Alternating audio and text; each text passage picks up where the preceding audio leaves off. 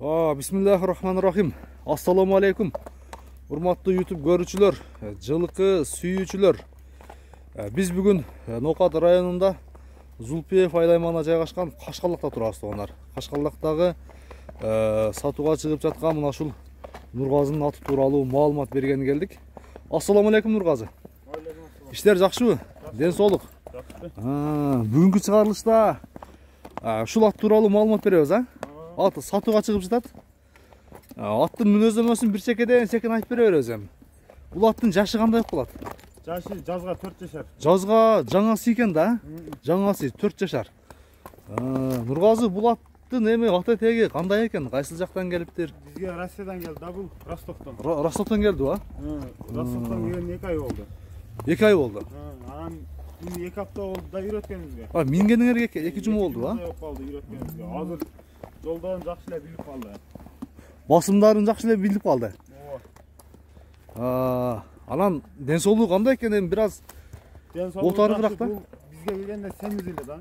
Анан кийин үйрөтүшүм кичине арыктаттың. Акча керек болуп ошого сатып аттык эле. Сатып аттыңыздар, Өтө жакшы. Аттын кабактарын көрдүңүздөрбү? Чын эсеби дыйканчылык экен да? Дыйканчылык. Мынакей аттын путу колун караңыздар. Бул такага турушу кандай экен? Ошо такаланган бойдон келген эле бизге. Путу кол таза экен, Путу кол таза, тик туяктар да түз экен. Аттын соорлорун, арткы көрүнүштөрүн, чатка аяктары мынакей туугандар. Басымдарын. Кайта бер Нургазы. Көрдүңүздөрбү? Атты чындыгында келечеги бар ат экен, мындай багып, дагы чоңойсо керек бул, Нургазы, бул ошондо пародасы кандай болот экен? Пародасын Орловский деп алганбыз да биз. Орлов, өзү чындыгында окшоп атат. Саяпкерлер дагы ой пикирин комментарийга жазсын, кандай ат экен. Орлов экен дейсеби, Бою чынды бийик экен, Канча чыгат? 1.63тен жогору чыгат. 1.60га жооп экен дейсеби, 1.63 деп коелу. 1.63 мынакей. Мынакей туугандар, үрүбүнгө коюп көрүп тур, андан дагы жогору чыгат экен. 1.63гө жооп экен. Эми муну мындай чабып көрсөтүштүн кереги жок, Жок, азыр мына эми жаңы эле минилди да. Жаңы мин тишин көрсөтсө бул астра. Тишини көргөзбөсө керек. Бир көрөлү аракет кылып, Аштырбайды окшойт, Мынакей туугандар, азуу чындыгында мында көрүнбөйт, аст үстүндө. Азуу жок экен. 4 тиш болду. 4 тиш. Мына көрдүңүздөр. Нургазы, эми бул аттын баасын айтайлы, Жакын кылып. 170 сатабыз. Жакын кылып эле. 170 миң. Камы бар. $2000 экен да, эсеби $2000.